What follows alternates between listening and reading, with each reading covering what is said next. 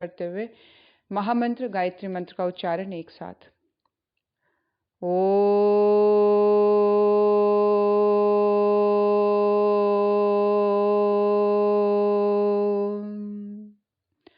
भूर्भुवः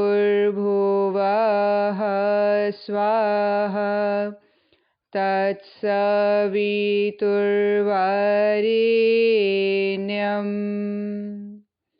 भर्गो देवस्य धीमहि धियो यो नः प्रचोदयात्।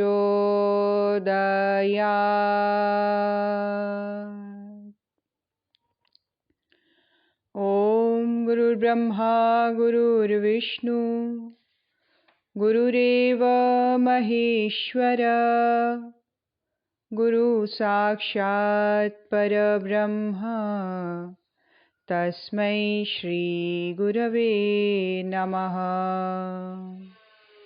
अखंडानंद बोधाय शिष्य संतापहारिणे सच्चिदानंद रूपाय तस्मै श्री गुरवे नमः। मातृवत् लालयित्री च पितृवत् मार्गदर्शिका नमोस्तु गुरुसत्तायै श्रद्धा प्रज्ञायुता चया श्रद्धा प्रज्ञायुता चया। ओम श्री गुरवे नमः।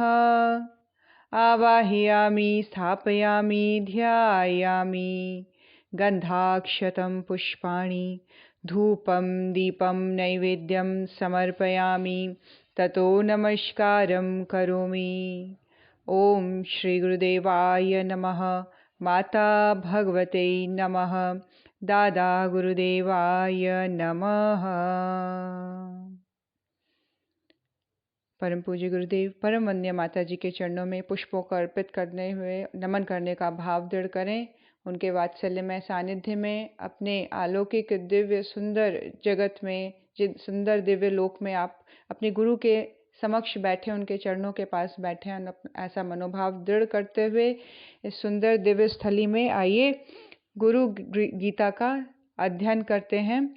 आज जो टॉपिक है वो है भावनाओं का हो गुरु की पराचेतना में विसर्जन। शिष्य की भावनाओं का गुरु की पराचेतना में विसर्जन हो। ये कैसे हो? आइए बड़े ध्यान पूर्वक आनंद और श्रद्धा वाली मनस्थिति को लेकर आगे का क्रम हम सभी बनाते हैं, जोड़ते हैं। खूब गहराई से गुरु की चेतना के साथ जुड़ने का मनोभाव दृढ़ कर लें। गुरु गीता का गायन करते हुए शिष्यों की अंतः चेतना श्रद्धा रस में भीग रही है। भक्ति का उफान उनकी भाव चेतना में हिलोरें ले रहा है। इन हिलोरों में न केवल अतीत के कल्मश धुले हैं, बल्कि प्रखरता प्रकाश की नई आभा भी फैल रही है। गुरु का स्मरण।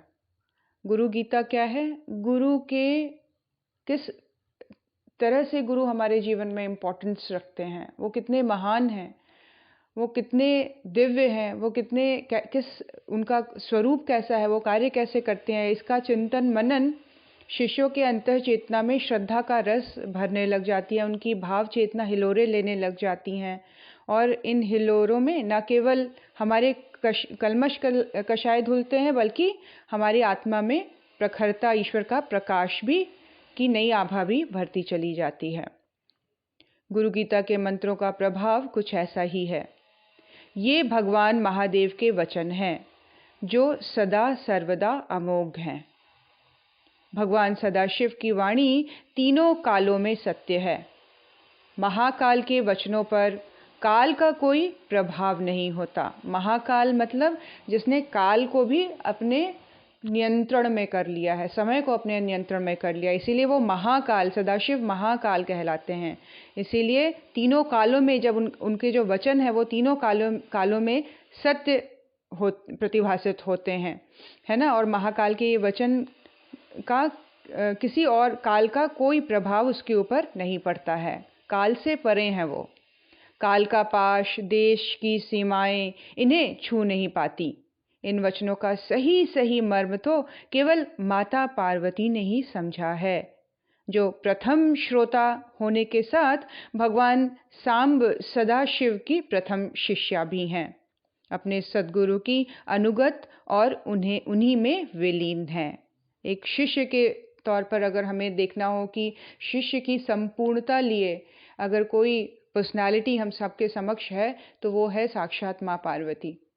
और अपने जीवन में अगर हम शिष्यत्व को समझना चाहें तो वंदनीय माता जी को ठीक माँ पार्वती की तरह हम देख सकते हैं। किस तरह अपने ईश्वर के लिए, अपने गुरु के लिए, अपने सदाशिव के लिए वो कैसे समर्पित हैं और हमेशा ही उनकी चेतना में विलीन है हमेशा। और उनको ये पता है, इस बात की अनुभूति है उनको कि ये महाकाल है और काल से परे हैं। इनको कोई भी कहीं भी कोई भी लिमिटेशंस इनको बांध नहीं सकती। काल का पाश, देश, सीमाएं इनको छू नहीं सकती हैं। डिफरेंसेस से बहुत ऊपर उठी हुई चेतना गुरु सत्ता होती है। शिष्यों के लिए वह परम आदर्श हैं। कौन? माँ पार्वती। शिष्यत्व अगर अपने जीवन में उभारना है, अगर समझना है कि शिष्य का मनोभाव कैसा होना चाहिए, कैसे सोचता है, उसका थिंकिंग प्रोसेस कैसा होना चाहिए, अगर वो प्रॉब्लम में है तो वो उसका थॉट प्रोसेस कैसा चले कि उसकी श्रद्धा, उसका विश्वास दिनों दिन और बढ़ता चला जाए, इररिस्पेक्टिव उसकी लाइफ में सिचुएशन किस तरह की बनी हुई है, सर्कमस्टांसेस किस तरह के बने हुए हैं, उन सबको बहुत ही हल्के तरीके से लेने की कला शिष्य में कैसे होती है, वो सोचता कैसे है। तो ये सारी चीज़ें अगर हम समझना और देखना चाहें तो साक्षात माँ पार्वती को या अपने स्थूल रूप में उनको माँ वंदनीय माता जी के रूप में समझ सकते हैं। समर्पण, विसर्जन व विलय की सघनता की वो साकार मूर्ति हैं। जो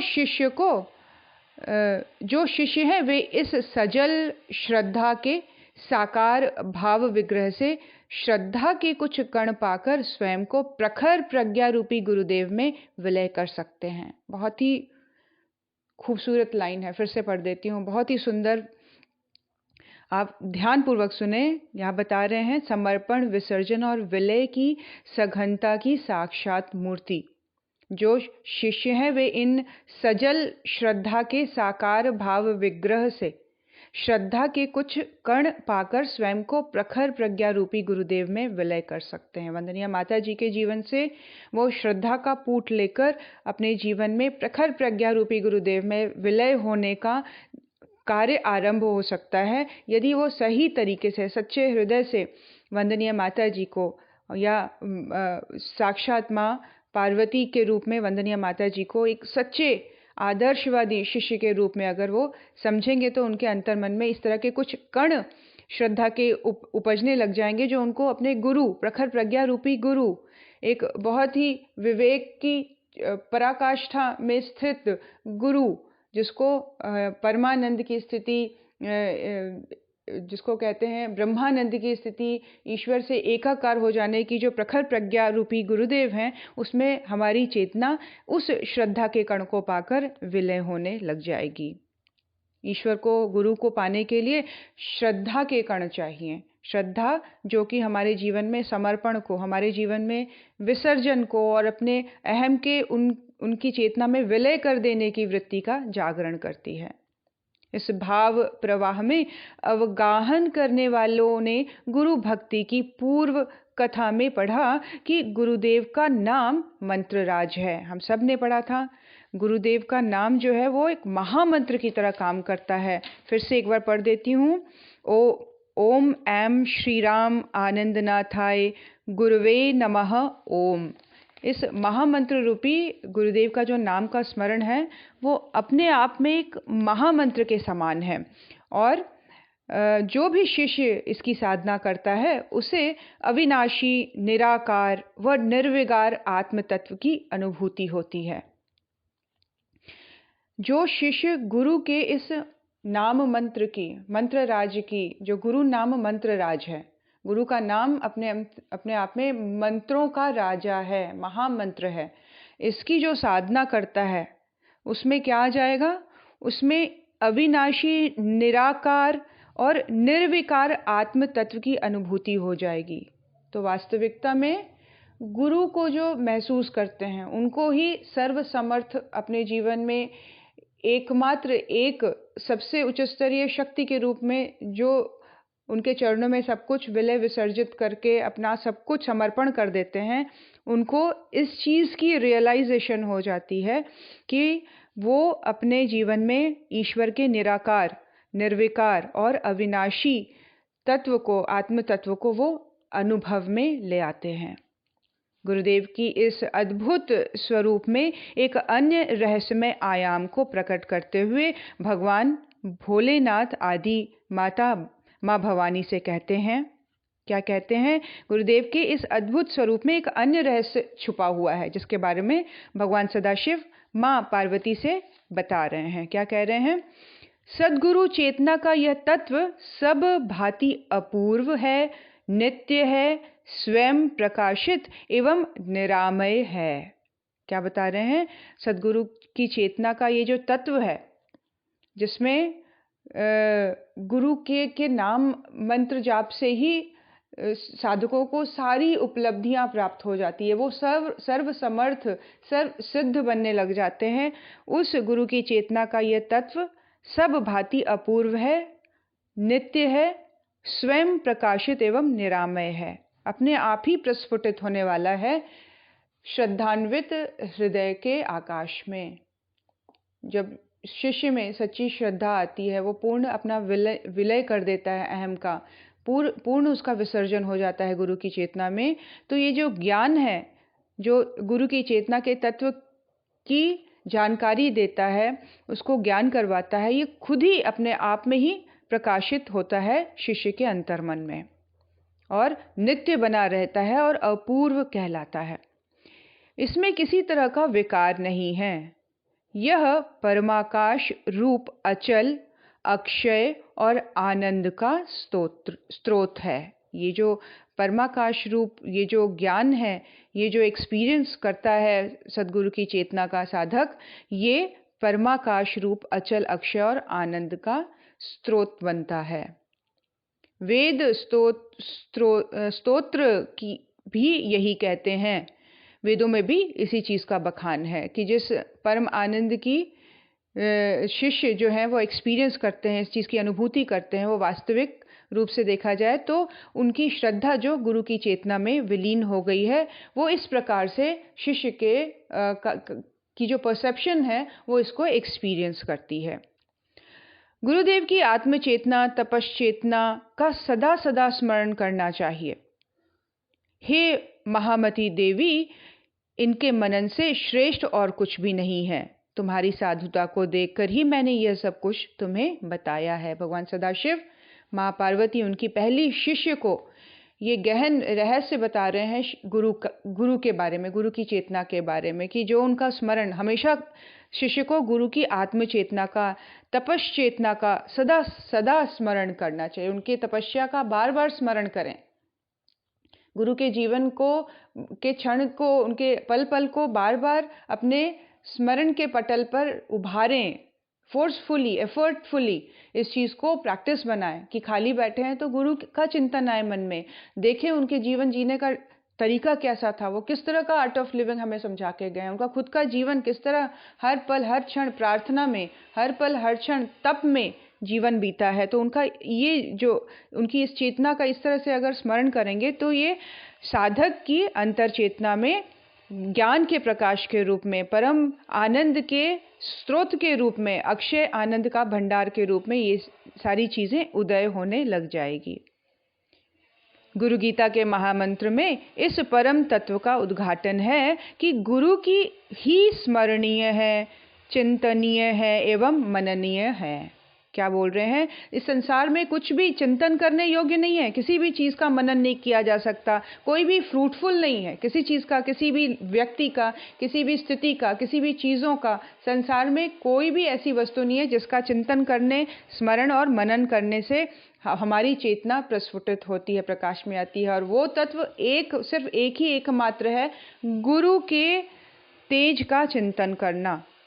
गुरु ही एकमात्र तत्व है जिसके चिंतन करने से, स्मरण करने से आत्म चेतना में प्रकाश भरता चला जाता है। इसीलिए चिंतन करने योग्य, मनन करने योग्य, स्मरण करने योग्य कोई व्यक्ति, कोई घटना, कोई चीज़ नहीं है अपने जीवन में। कोई रियलिटी, अनरियलिटी, कोई ड्रीम नहीं है। सिर्फ एक मात्र शाश्वत तत्व है जिससे आत्मा में प्रकाश पहुंचता है, जिससे हम अतीन्द्रिय शक्तियों के कांटेक्ट में आना शुरू हो जाते हैं, जिसमें ब्रह्मांडीय चेतना के साथ हमारा जुड़ाव शुरू हो जाता है। वो स्मरणीय, वो चिंतनीय, वो मननीय तत्व एकमात्र एक ही है और वो है सद्गुरु। उनकी पराचेतना में रमण करने से श्रेष्ठ और कुछ नहीं है। कई शिष्य साधक बौद्धिक रूप से इस सच्चाई को जानते हैं, किंतु भाव रूप से वे इसमें डूब ही नहीं पाते। बौद्धिक एक्सेप्ट कर लिया है मेंटली इस चीज़ को, पढ़ के, जान के, कहीं से सुन के कि हाँ, गुरु का स्मरण हमेशा बना रहना चाहिए।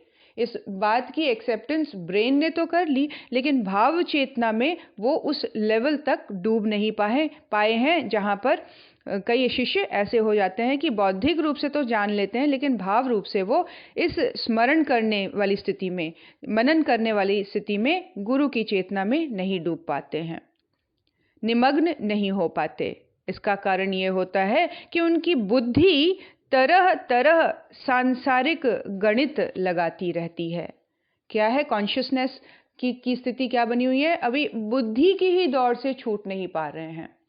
बुद्धि के बल पर ही सब कुछ जान लेना चाहते हैं। बुद्धि के थ्रू, सेंसेस के थ्रू इसमें इतनी हद तक जकड़े हुए हैं कि इससे ऊपर उठकर भाव चेतना में गुरु का स्मरण करना, भाव में आकर, भक्ति में आकर, जिसको कहते हैं अपने विसर्जन वाले भाव, विलय वाले भाव में आकर, है ना, और पूरी तरह से विचारों से ऊपर उठकर, बुद्धि के तर्क से ऊपर उठकर गुरु के स्मरण करने की भाव दशा बहुत ही विरले साधकों को, शिष्यों को मिल पाती है, क्योंकि वो अपनी बुद्धि की जो गणित है उनसे वो छूट जाते हैं। इस बुद्धि को श्रीमद् भगवद गीता में गायक व्यवसायिक मका बुद्धि कहा गया है। व्यवसायिक मका बुद्धि ही। श्री रामकृष्ण परमहंस इसके लिए पटवारी बुद्धि का शब्द उपयोग में लाते हैं। बुद्धि तत्व को श्रीमद् भगवद गीता में क्या कहा गया है कि बिजनेस ओरिएंटेड अप्रोच रहता है इसका हमेशा।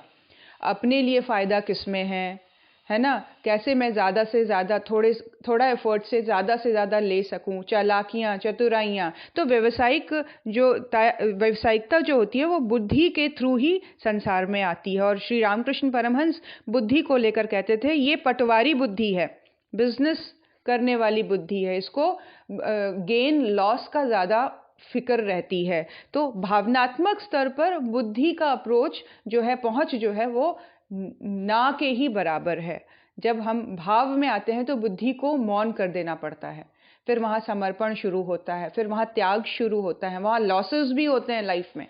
बहुत सारे लॉस से ओवरकम करके आगे बढ़ना, उसको कुचलते हुए आगे बढ़ना पड़ता है। जहाँ बुद्धि बोलेगी अरे बेवकूफ़, इस मार्ग पे मत जाओ, इसमें लॉस है, तुम्हारे पास टाइम नहीं है, तुम किटी पार्टी में जाके बैठो, तुम अपना स्टेटस बनाओ, तुम अपना अहंकार प्रदर्शित करो, तुम अपने फ़ायदे के लिए सोचो, तुम बिजनेस करो, तुम क्या किस अनुष्ठान और आश्रम और गुरु के चक्कर में फैल गए। तो ये जो बुद्धि दौड़ाती है उसको कुचलकर ही भाव के क्षेत्र में, गुरु के क्षेत्र में, आध्यात्म के क्षेत्र में, समर्पण के क्षेत्र में आगे बढ़ता है सच्चा शिष्य, जो बुद्धि की गणित को कुचलता चला जाता है, उसको ओवरकम करके, ओवरलुक करके आगे बढ़ता है। तो बुद्धि से गुरु के उस भाव पराचेतना को नहीं समझा जा सकता। हमारी भावना उनकी पराचेतना तक नहीं पहुंच पाएगी अगर हम बुद्धि के सपोर्ट को लेकर चलेंगे तो। इसीलिए बुद्धि से ऊपर उठकर भाव चेतना में उतरना पड़ेगा, जो कि बहुत ही विरले शिष्यों को गुरु कृपा से मिलती है। जोड़ तोड़, कुटिलता, क्रूरता में निरत रहने वालों के लिए न तो साधना संभव है और न ही उनसे समर्पण बन पड़ेगा। और जो अपनी अहंता का सिर उतारकर गुरु चरणों पर रखने का साहस नहीं कर सकते, भला उनके लिए कुछ गुरु भक्ति कहाँ और किस तरह से संभव हो सकती है। साफ बात है कि जिसका अहंकार सिर चढ़कर बोलेगा, जो अपनी चालाकियां चतुराइयों को ही सब कुछ समझता चला जाएगा, अपनी बुद्धि के फेर में ही जो दौड़ता चला जाएगा, उसको कभी साधना का मार्ग, समर्पण का मार्ग, गुरु क्या होता है, उसका महत्व, मनुष्य जीवन का जो एक अंतिम पड़ाव तक पहुंचने का ध्येय बनाता है साधक, वो सारी अनुभूतियों से ऐसा व्यक्ति बहुत लाखों लाखों करोड़ों मील दूर रहता है।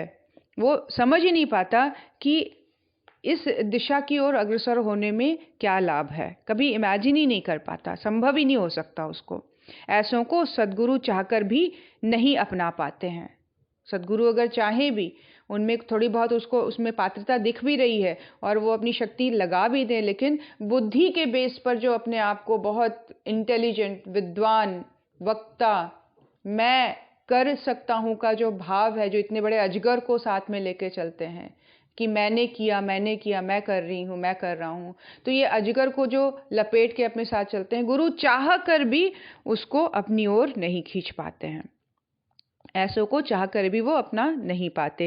शिष्य की भाव मलिनता उन्हें यह करने नहीं देती है। शिष्य के अंदर इस तरह की भाव मलिनता है जो बुद्धि के वेग में उसको सब कुछ समझ आ रहा है, इस तरह से दिखाई दे रहा है। इल्यूजन वाला माइंडसेट बना हुआ है, अंधकार में अपने गुरु को देख ही नहीं पा रहा है, उसके इंपॉर्टेंस को समझ ही नहीं पा रहा है।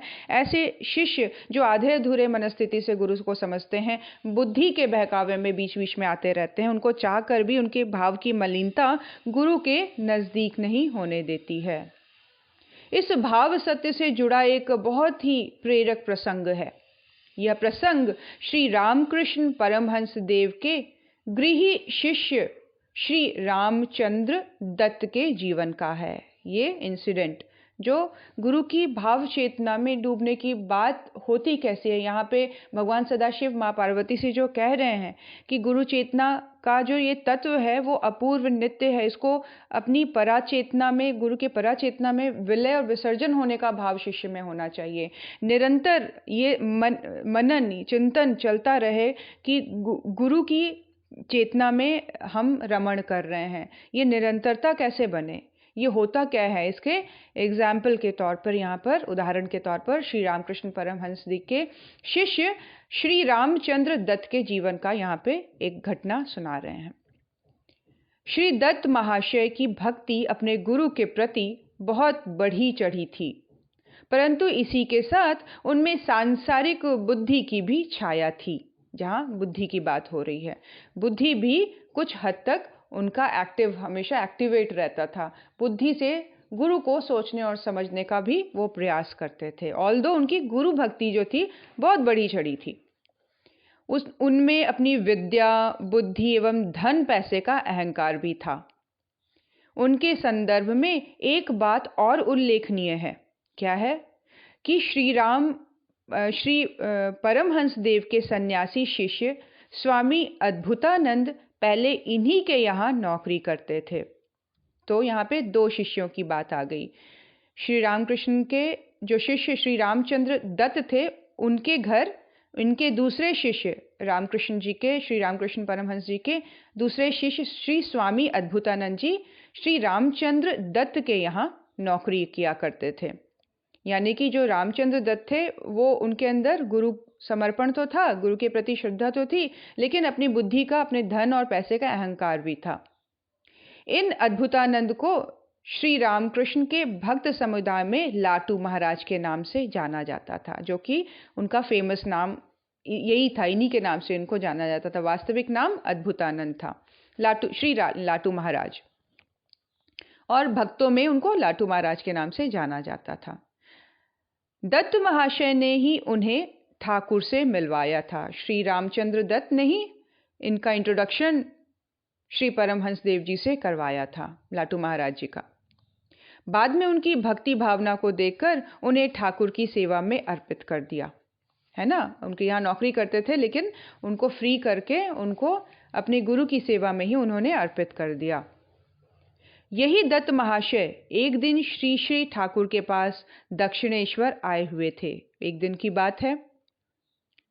स्वाभाविक रूप से वे अपने साथ अपने गुरुदेव के लिए कुछ फल, मिठाइयाँ एवं कुछ अन्य सामान लाए हुए थे। काफ़ी दिनों के बाद मिलने आए तो अपने साथ फल, मिठाइयाँ अपने गुरु के लिए लेके आए। ठाकुर ने स्वभावतः ये सामान युवा भक्त मंडल में बांट दिया। ये उनका स्वभाव था। उनके लिए कोई भी कुछ लेके आता था तो वो अपने लिए कुछ भी नहीं रखते थे, यूज़ नहीं करते थे। वो वहीं पे तभी के तभी सबके हाथों में बांट देते थे। उन्हें इस तरह सामान बांटते देखकर दत्त महाशय थोड़ा कुंठित हो गए। उन्हें लगा कि इतनी कीमती सामान और इन्होंने इन लड़कों में बांट दिया। अच्छा होता कि ये सबको अपने लिए रख लेते और बहुत दिनों तक इनका उपयोग करते। ये वाला मनोभाव एक साधारण जो व्यक्ति के अंदर आता है कि मैंने इनको इतने एक्सपेंसिव गिफ्ट्स दिए हैं, मेरे गुरु को ये सारी चीज़ें इस्तेमाल करनी चाहिए थी, इन साधारण दिखने वाले लोगों में उन्होंने क्यों बांट दिया, बहुत दिनों तक इनका उपयोग करना चाहिए था। उनकी ये सांसारिक भावनाएं ठाकुर से छिपी नहीं रही। जिस समय वे यह सब सोच रहे थे उस समय शाम का समय था और वे परमहंस देव के पास बैठे उनके पांव दबा रहे थे। देखिए, मन में श्रद्धा बड़ी चढ़ी है लेकिन अहंकार का पुट भी है। अहंकार कहाँ से कब खड़ा हो जाए ये व्यक्ति को कई बार खुद ही नहीं पता लगता। उनको क्या लग रहा है कि मैं इतनी महंगी चीज़ें मैं गुरु को दे रहा था और ये उनका पैर दबाते हुए सोच रहे हैं शाम को कि वो पैर भी दबा रहे हैं और साथ के साथ ये भी सोच रहे हैं कि मेरी लाई हुई वस्तु मेरे गुरु ने सबको बांट दी, अपने लिए कुछ भी नहीं रखा। इन भावनाओं के उनके मन में उठते ही श्री रामकृष्ण देव ने अपने पांव से उसके हाथ झटक दिए और बांटने से बचा हुआ उसका सामान उसके पास फेंकते हुए बोले, तू अब जा यहाँ से, मैं तुझे अब और बर्दाश्त नहीं कर सकता। देखिए, गुरु का क्रोध किस लिए? जब गुरु ये देख रहा है कि इसमें पूरी एबिलिटी है कि एक अच्छे शिष्य के रूप में, अच्छे साधक के रूप में ये मेरे साथ इस मनुष्य के जीवन को सार्थक बना सकता है, लेकिन ये अहंकार का पुट है जो उसको आगे नहीं बढ़ने दे रहा है। तो इस बात जब ये भावना उन तक पहुंची तो उन्होंने अपने पैर से ही उसके हाथ झटक दिए और उनका जो बचा हुआ सामान था उसको उनकी ओर फेंकते हुए बोले, तू यहाँ से जा, अब और मैं तुझे बर्दाश्त नहीं कर सकता। देखिए, गुरु का क्रोध और शिष्य की पात्रता, जहां ये संभावनाएं हैं कि वो आगे बढ़ सकता है, लेकिन मूर्खतापूर्ण जो उसका विचार है वो गुरु के अंदर क्रोध को उत्पन्न कर दे रहा है। और ये क्रोध निश्चय ही उसके जीवन को सुंदर बनाने के लिए है, निश्चय ही उसको और दृढ़ता से उस मार्ग पे आगे बढ़ाने के लिए ही है। आगे क्या बोलते हैं? रही बात उस सामान की जो तू अब तक यहाँ लाया करता था, वह भी और उससे ज्यादा तुझे मिल जाएगा। मैं माँ से प्रार्थना करूंगा कि वह सब कुछ बल्कि उससे भी बहुत ज्यादा तुझे लौटा दे। देखिए, गुरु क्या बोल रहा है? तुझे लगता है तू मुझे दे रहा है, मैं उससे भी डबल ट्रिपल करके तुझे वापस करता हूँ। जा, तेरे में बहुत अहंकार आ गया है ना, तू अपने सामान को लेके जा और मैं माँ से प्रार्थना भी करूंगा तेरे लिए कि तूने मुझे जितना दिया उससे बहुत बढ़ चढ़कर तुझे वो वापस कर दे, यहाँ मत आना तू। ऐसे करके उन्होंने उसे झटक दिया। अचानक ठाकुर में आई इस भाव परिवर्तन से दत्त महाशय तो हतप्रभ रह गए। क्या हो गया? बिल्कुल ही हतप्रभ रह गए वो, और बहुत ही उनको जैसे शॉकिंग वाली स्थिति आ गई। साथ हो ही वे यह भी समझ गए कि अंतर्यामी ठाकुर ने उनके मन में उठ रहे सभी भावनाओं को जान लिया। ये भी समझ गए कि ये पैर दबाते हुए जो मैं भावना कर रहा था, मेरे अंतर्यामी जो गुरु हैं वो मेरी सारी बात उन्होंने सुन ली। इस चीज़ की भी रियलाइजेशन हो गई, क्योंकि कहीं ना कहीं उनमें गुरु भक्ति थी। उन्होंने रिएक्ट नहीं किया, उन्होंने क्रोध नहीं किया, या उनको एकदम से वो भी नहीं हुआ, शोक भी नहीं हुआ। वो इस चीज़ को समझ रहे हैं कि मेरे ही मनोभाव में आई कमी को मेरे गुरु ने पढ़ लिया। इस चीज़ को उन्होंने रियलाइज किया। पर अब किया भी क्या जा सकता था? शाम गहरी हो गई थी, वापस कलकत्ता भी नहीं लौट सकते थे। वैसे भी ऐसे मनस्थिति में वह कलकत्ता लौटना भी नहीं चाहते थे। बस भरे हुए मन से सोचा, ठाकुर के द्वारा तिरस्कृत जीवन अब किस काम का। और उनके अंदर उमड़ आई भक्ति भावना। भक्ति भावना ने यह प्रेरणा दी कि क्यों ना माँ के मंदिर के पास बैठकर ठाकुर के नाम का जप किया जाए। देखिए, एक शिष्य का मन भी बहुत निर्मल होता है। वो किस तरह से अपने आप को मोल्ड करता है गुरु के आदेश के अकॉर्डिंग।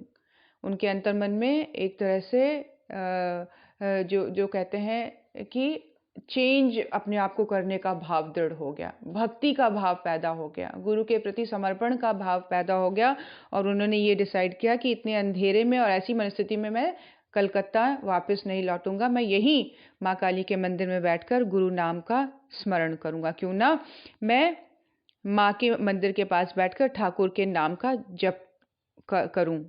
बस ओम नमो भगवते राम कृष्णाय उनके कंठ से, प्राणों से और हृदय से बहने लगे। देखिए, गुरु नाम का स्मरण सिर्फ शब्दों का उच्चारण मात्र नहीं है, तीनों स्थिति में वो भाव आने चाहिए। कंठ से भी शब्द निकले, प्राणों से भी भावनाएं निकले और हृदय से भी उस तरह के भाव संवेदनाओं का उसमें विलय होता चला जाए। ओम नमो भगवते राम कृष्णाय का जब उन्होंने आरंभ कर दिया, पूर्ण वेग में आके, भक्ति के वेग में आके उनकी भावनाएं अपने दिव्य गुरु में विलीन होने लगी।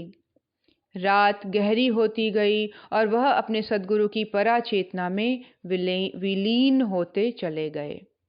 देखिए, एक क्षण कितना इम्पोर्टेंट होता है। जब गुरु भी किसी पर्पस को, टाइम को, क्षण को देखकर, सही मोमेंट को देखकर क्रोध करते हैं, उनका ये कुटारा गात भी सामने शिष्य के अंतर्मन को उज्जवल बनाने के लिए सही समय का इंतजार करते हुए वो एकदम अपने शिष्य की अंतर चेतना में वार करता है कि एकदम धड़ल्ले से अब वो ट्रांसफॉर्म हो जाए। अब इसका ये जो उलझने जो बनी हुई है, छोटी छोटी छुटपुट सी जो ये जो ब्लॉक्स आ रहे हैं अंतर्मन में अहंकार के, इसको अब धो डाले और एकदम से झटका देकर किस तरह से उनके अंतर्मन में गुरु के प्रति समर्पण, गुरु के प्रति श्रद्धा और सही मायने में जो भक्ति का जो भाव है उनके मन में उत्पन्न किया गुरु ने अपने क्रोध के द्वारा। और कहते हैं पूरी रात उन्होंने बैठकर वहाँ पे जप किया और अपनी चेतना को गुरु के परा चेतना में वो विलीन होता उन्होंने पूरी तरह से अनुभव किया।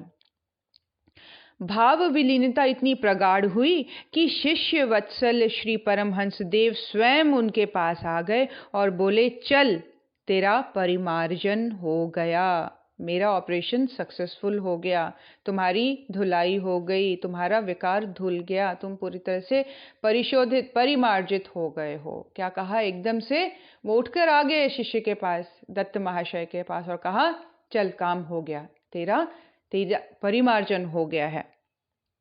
श्री ठाकुर के चरणों को अपने आंसुओं से धोते हुए दत्त महाशय अनुभव कर रहे थे कि सद्गुरु की पराचेतना ही चिंतनीय, मननीय है।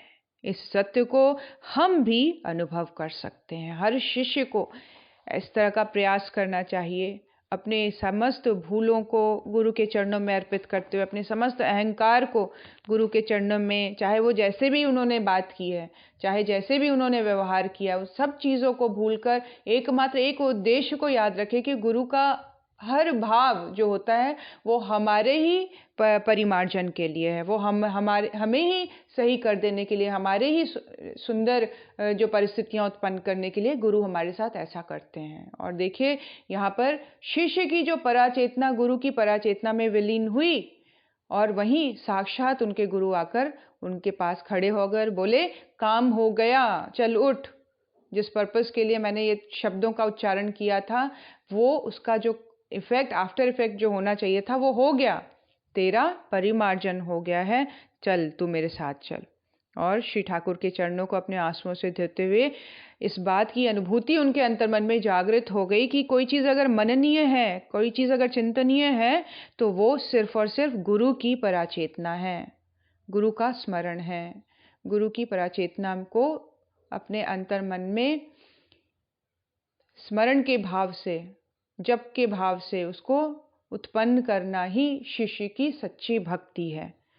इतना सुंदर कथन, हर एक शिष्य के जीवन में इस तरह की अनुभूति प्राप्त हो, ऐसी प्रार्थना करते हुए आइए गुरु चरणों में नमन करें, उनके आशीर्वाद को अंतर्मन में लेने का भाव दृढ़ करते चले जाएं। इसी से मिलता जुलता एक उपक्रम और है जिसको मैं पढ़ दे रही हूँ। ये जो चैप्टर है, इसका टॉपिक है सद्गुरु की कठोरता में भी प्रेम छिपा हुआ है। दोनों ही एक ही टॉपिक को बता रहे हैं। यहाँ पे इंसिडेंट है जिनके बारे में वो बता रही हूँ मैं। यहाँ पर एक सत्य घटना की चर्चा की जा रही है। यह चर्चा अनेक शिष्यों के मनों को सत्य प्रेरणाओं से भरेगी ऐसा विश्वास है। यह घटना महान संत रामदास काठिया बाबा के शिष्य गरीबदास के बारे में है। रामदास काठिया बाबा के बारे में हम सभी जानते हैं। उनके शिष्य गरीबदास के बारे में ये घटना है। ये सारी घटनाएं जो हैं वो गुरु की महिमा का, उनकी पराचेतना का ध्यान, उसमें विसर्जन, उनका विलय, चिंतन जो है, बुद्धि की जो मनन है, जो गुरु की ओर आकृष्ट हो। फिर क्या होगा, इसको बुद्धि की जो गणितज्ञता है या इसके जो एनालिसिस करने की या कैलकुलेट करके चलने की जो वृत्ति है, उससे ऊपर उठकर गुरु को समझने की वृत्ति का जागरण होता चला जाएगा। लेकिन सर्वप्रथम ये प्रैक्टिस बननी चाहिए कि हम खाली बैठे हैं, अगर हम कुछ नहीं कर रहे हैं और कुछ करते हुए भी सोचने की आदत है, तो गुरु का स्मरण बना रहे। गुरु का स्मरण ही चिंतनीय है। मनुष्य जीवन में अगर चिंतन करने योग्य कुछ है और बहुत बड़े भाग्य से इतने बड़े महान गुरु अगर जीवन में है, तो कुछ मत सोचिए, संसार को मत देखिए, लोगों का चिंतन मत करिए, अपने गुरु का स्मरण करें, अपने गुरु का चिंतन और मनन करें। ऐसी ये घटना महान संत रामदास काठिया बाबा के शिष्य गरीबदास के बारे में है। गरीबदास पढ़े लिखे नहीं थे, पर उनके हृदय में अपने गुरु के प्रति अगाध भक्ति थी। लेकिन इस भक्ति के बावजूद बाबा रामदास उनसे बड़ी कठोरता और उपेक्षा का बर्ताव करते थे। जो उनके गुरु थे, उनको पता था कि इसके हृदय में मेरे लिए अगाध भक्ति है, लेकिन उसके बावजूद भी उनका जो व्यवहार रहता था अपने भक्त के साथ, बड़ा कठोरतापूर्ण और उपेक्षापूर्ण बर्ताव रहता था। आगंतुक शिष्यों को बाबा के इस व्यवहार पर बड़ा अचरज होता था। वे सोचते भी थे कि सभी के साथ प्रेम भरी कोमल मीठी बातें बोलने वाला बाबा आखिर गरीबदास पर क्यों बात बात पर बरसते रहते हैं। पर किसी की हिम्मत नहीं पड़ती थी कि उनसे ये बात पूछें। क्या है, आगंतुक जो है, आते जाते लोग क्या देख रहे हैं कि बाबा जो है वो सबसे मीठी तरीके से बात करते हैं, अच्छे से बात करते हैं, लेकिन क्या कारण है कि अपने इतने भक्त वत्सल शिष्य के लिए वो इतना उपेक्षा और कठोरता भरा व्यवहार करते हैं। लेकिन किसी में हिम्मत नहीं होती थी कि बाबा से ऐसा कोई प्रश्न करें। लेकिन बाबा के इस बर्ताव से न तो गरीबदास की श्रद्धा कम होती, न उसका विश्वास डिगता। उसकी स्थिति क्या थी गरीबदास की? इसको ही बोलते हैं गुरु की कृपा होना। ऊपर के लेवल पर दिखाई कुछ और दे रहा है, अंतर जगत में हो कुछ और रहा है। इसकी पहचान, इसको समझने की शक्ति एक सच्चे शिष्य में आ जाती है। वो समझता है अपने गुरु के हर एक शब्द को, हर एक शब्द के पीछे के विज्ञान को वो समझने, भाव को वो समझने लग जाता है, पर्पस को वो समझने लग जाता है। इसीलिए इस चीज़ का असर गरीबदास के अंतर्मन में उसकी ना श्रद्धा कम हुई है, ना कभी उसका विश्वास डिगा है। एक बार तो जैसे बाबा रामदास ने कठोरता की सारी सीमाएं ही पार कर डाली। क्या हुआ, एक दिन हुआ यूं कि उन दिनों व्रज परिक्रमा हो रही थी, है ना, और 84 कोस की, ये क्या बोलते हैं इसको, हाँ, की यात्रा कोस की उस परिक्रमा में उसे काफी सामान लाद कर चलना पड़ता था। जहां यात्रा रुकती वहां उसे थके हारे होने पर भी 40-50 आदमियों का भोजन बनाना पड़ता। इतना कठिन श्रम करने के बाद भी उसका नियम था कि वह सभी को खाना खिलाकर ही स्वयं खाए। ये कब की बात है? ये उस दिन की बात है जब व्रज की परिक्रमा करने बाबा गए हुए थे अपने शिष्यों के साथ, और उसकी रिस्पॉन्सिबिलिटी क्या थी कि लोगों के सामान उसके कंधे पर लाद दिए जाते थे, और यात्रा जहाँ भी रुकती थी उसमें उसको 40 से 50 आदमियों के लिए लोगों के लिए खाना बनाना पड़ता था। और कंडीशन क्या थी? सभी खाएंगे, उसके बाद वो खाना खाते थे अंत में। श्रद्धा सिक्त भक्ति और अद्भुत विनयशीलता, इसी को उसने अपनी भक्ति की परिभाषा बना लिया था। इतना सब कुछ होने के बावजूद, जिसको बोलते हैं, अगर समझा जाए तो कठोरता की सारी सीमाएं पार हो गई हैं। इतना कठिन परिश्रम करना पड़ रहा है, लेकिन भावना के स्तर पर स्थिति श्रद्धा सिक्त बनी हुई है और अद्भुत विनयशीलता के द्वारा वो अपनी भक्ति की परिभाषा अपने व्यक्तित्व द्वारा देते रहते थे। उस दिन गरीबदास ने यात्रा के पड़ाव पर अपने नियम के अनुसार भोजन बनाया। सभी साधुओं व अभ्यागतों के साथ अपने गुरुदेव बाबा रामदास को भी आदर सहित बुलाया और प्रेम सहित उन्हें खाना परोसा। पर यह क्या, आसन पर बैठते ही उन्होंने रोटी हाथ में ली और उसे दूर फेंकते हुए गरज कर कहा, बेशर्म, मेरे लिए कच्ची रोटियां बनाता है, जबकि रोटियां अच्छी तरह सिकी हुई थीं। इतना कहकर भी वह चुप नहीं रहे और अपनी लाठी उसके सर पर दे मारी। देखिए, गुरु जो इतने बड़े ज्ञाता हैं, जो इतने सब कुछ जानने वाले हैं, जो अन्यों के साथ बहुत प्रेम पूर्ण व्यवहार कर रहे हैं, वो इतने कठिन परिश्रम करने वाले अपने भक्त में शिष्य के साथ कैसा व्यवहार कर रहे हैं। जब उनको रोटी दी तो उन्होंने रोटी फेंकते हुए बोला कि मुझे कच्ची रोटी देता है, और ऐसा कहते हुए उन्होंने उसके सर पर अपनी लाठी दे मारी। लाठी की चोट से गरीबदास के सिर से खून बहने लगा। हारा थका वह गुरु भक्त दर्द से बुरी तरह चीखा और बेहोश हो गया। बाबा रामदास का यह व्यवहार वहां उपस्थित जनों में से किसी को भी अच्छा नहीं लगा। देखिए, हमें नहीं मालूम गुरु ऐसा क्यों कर रहे हैं। हमें दिख रहा है एक गुरु का कठोर व्यवहार, जो कि अन्यों को अच्छा लग भी नहीं रहा था देखने में। लेकिन एक जो जिसको बोलते हैं ईश्वर तुल्य जो गुरु होता है, वो जानता है कि उसका हर एक शब्द, उसका हर एक कर्म गुरु के जीवन पर सूक्ष्म रूप से क्या प्रभाव डालेगा।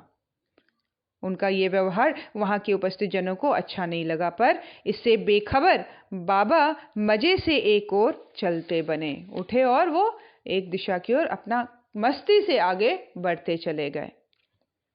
इधर जब गरीबदास को होश आया तो उन्होंने बड़ी आतुरता से अपने गुरुदेव बाबा रामदास को ढूंढा और उनके चरणों पर सिर रखते हुए बोला, हे मेरे कृपालु गुरुदेव, हे मेरे आराध्य, मुझसे अपराध हो गया था, क्षमा करे भगवान।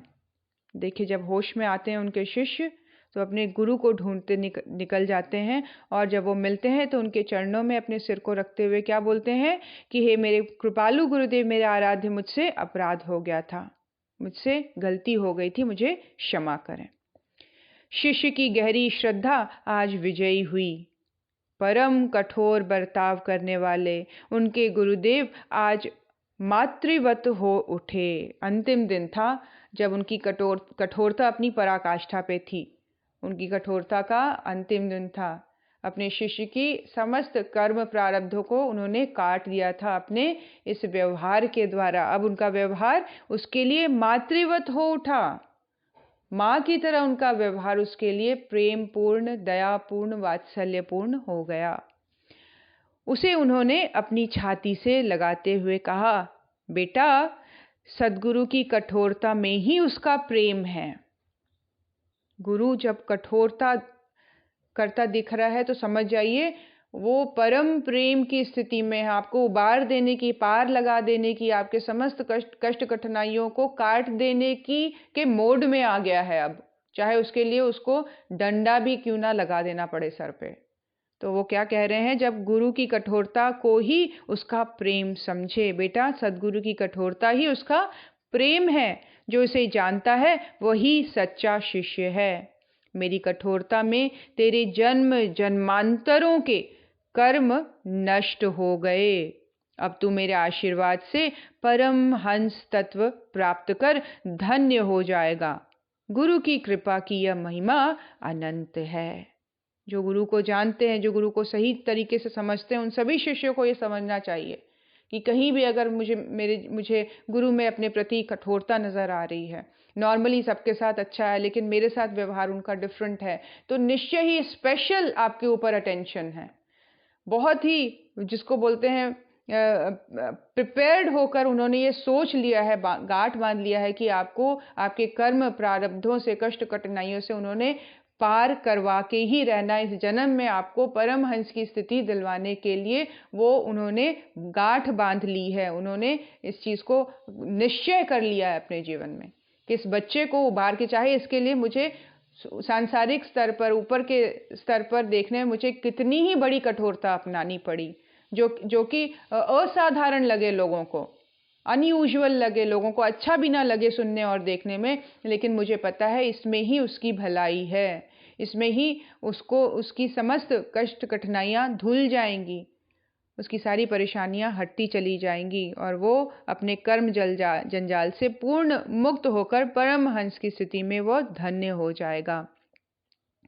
गुरु की कृपा ही यह महिमा अनंत है। जो गुरु को जानता है, सच्चा शिष्य है, वो इस चीज़ को समझ लेगा। हम सब इस बात को अपने जीवन में गहराई से समझ ले, उतार लें इस चीज़ को कि मेरा गुरु हमेशा, हर पल, उसके हर एक शब्द मेरी भलाई के लिए है, चाहे सुनने में वो जैसे भी लगे, चाहे देखने में वो किसी भी तरह के अनुभव हों, लेकिन मूल रूप से वो मेरे लिए ही मार्ग को गढ़ रहा है, मेरे लिए ही उज्जवल भविष्य को, मेरे लिए ही सुखद संभावनाओं को गढ़ने का कार्य उसने चालू कर दिया है। चाहे इसके लिए मुझे अपमानित होना पड़े, चाहे इसके लिए मुझे हे फील करना पड़े, कभी अपने अंदर में, अंतर्मन में लो फील करना पड़े, तब भी उसके पीछे मुझे इस बात की सघनता बनानी चाहिए कि ये मेरा गुरु का कार्य है और मेरे लिए ही उज्जवल भविष्य बनाने के मार्ग पर प्रशस्त है मेरा गुरु।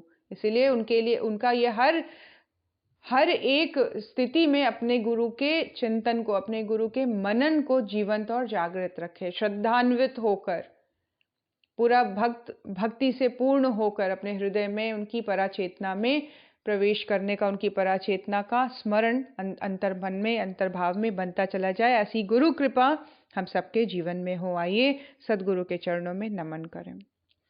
ओम नमोस्त्वनंताय सहस्त्रमूर्तये सहस्रपादाक्षिशिरोरुबाहवे सहस्रनाम्ने पुरुषाय शाश्वते सहस्रकोटियुगधारिणे नमः। सहस्रकोटियुगधारिणे नमः। ओम श्री गुरुदेवाय नमः। माता भगवते नमः। दादा गुरुदेवाय नमः। परम पूज्य